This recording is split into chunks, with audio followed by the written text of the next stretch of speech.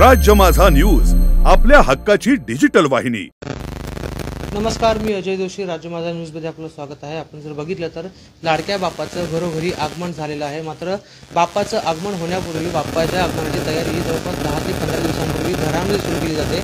तर सार्वजनिक गणेशोत्सव मंडळामध्ये जवळपास महिना 2 महिन्यापूर्वी तयारी सुरू केली जाते। आपल्या लाडक्या बाप्पासमोर एक चांगला देखावा असावा असं प्रत्येक घरातल्या प्रत्येक कुटुंबातल्या सदस्याला वाटत असतं आणि त्यासाठी प्रत्येक जण घरातला कुटुंब जो आहे तो अहोरात्र मेहनत घेत असतो आणि संपूर्ण गणेशाचं आगमन करण्यासाठी देखावाचं बनवण्यासाठी या ठिकाणी अहोरात्र प्रयत्न करत असतो। आपण जर बघितलं, मी सध्या अंबरनाथच्या झवेरी कुटुंबियांच्या घरी आहे आणि या ठिकाणी सोन्याची जेजुरी हा देखावा या ठिकाणी सादर केलेला आहे। आपण जर बघितलं, संपूर्ण हुबेहूब असं जेजुरीचं मंदिर जे आहे ते या ठिकाणी दाखवण्याचा प्रयत्न झवेरी कुटुंबियांनी केलेला आहे आणि नक्कीच हा संपूर्ण मंदिराचा गाभारा, त्यानंतर मंदिराच्या गडावर असलेली ही तटबंदी ही चारही बाजूने या सविस्तर या ठिकाणी तयार करण्यात आलेली आहे आणि नक्कीच गणरायाची मूर्ती जी आहे ती सोन्याची जेजुरीच्या सभा मंडपामध्ये या ठिकाणी ठेवण्यात आलेली आहे। आपण जर बघितलं तर या ठिकाणी गोंधळी जे आहेत हे गोंधळी या ठिकाणी तुम्हाला दिसत आहेत आणि अतिशय उत्कृष्ट असा हा देखावा या ठिकाणी झवेरी कुटुंबियांनी साकारलेला आहे।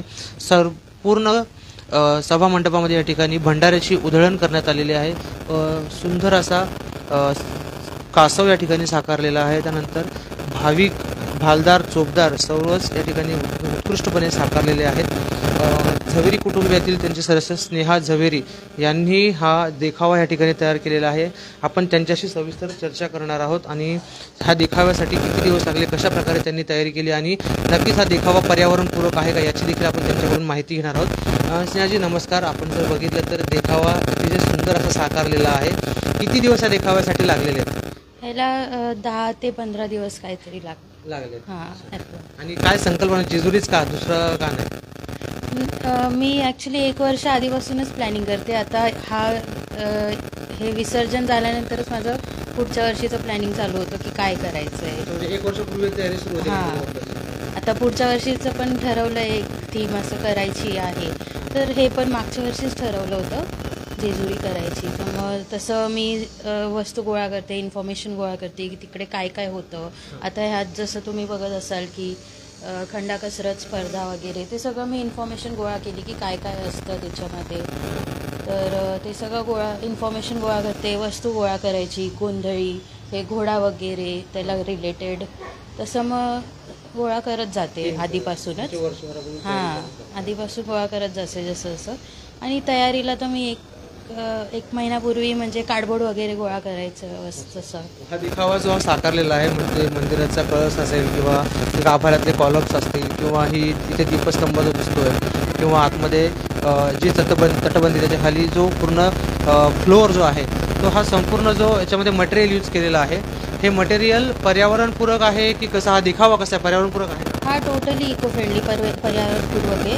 हा सगळा मी कार्डबोर्डने बनवते। त्याच्यात काहीच म्हणजे थर्माकोल, प्लास्टिक किंवा काही जे इको फ्रेंडली नाही आहे ते एक एवढीशी गोष्टसुद्धा नाही यूज केली। तर किती वर्षांपासून तुम्ही गणपती बाप्पासमोर देखावा साकारता? ॲक्च्युली आमचं गणपती स्थापना घरी 1988 पासून झालेली आहे आणि आधी पप्पा, काका वगैरे ते सगळे करायचे। मी टेक ओव्हर केलं आहे 2020 पासून। कुठले कुठले देखावे आतापर्यंत 4-5 वर्षात चालले? मी 2020ला केलं होतं शनिवार वाडा केलेला, त्याला सुद्धा मला प्राईज भेटलेला। हा शनिवार वाडा। अच्छा, म्हणजे प्राईज पण भेटलेले आहेत देखाव्यासाठीच? तर 3 प्राईज भेटले, म्हणजे 3 वर्ष तुम्हाला सलग प्राईज भेटलेले आहेत?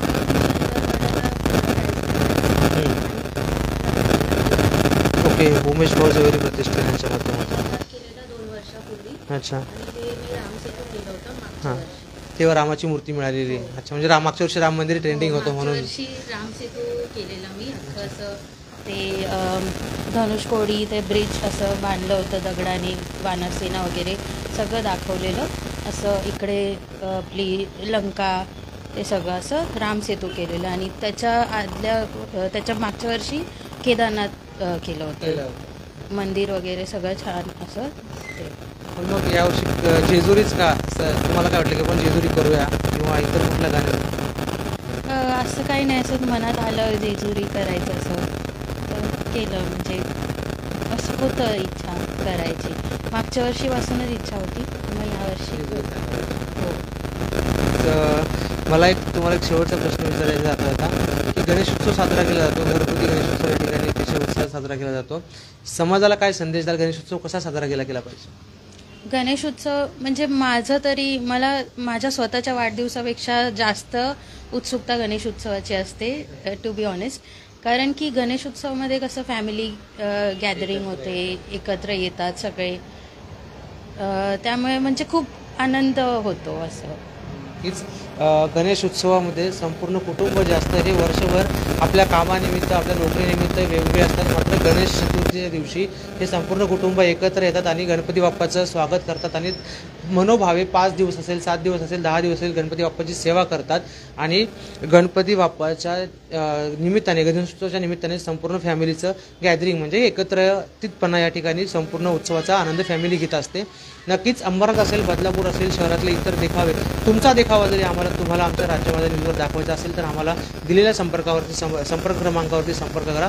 तुर्तास इथेच थांबूयात. कॅमेरामन माधवीसह अजय जोशी, राज्य माझा न्यूज, अंबरनाथ. राज्य माझा न्यूज, आपल्या हक्काची डिजिटल वाहिनी.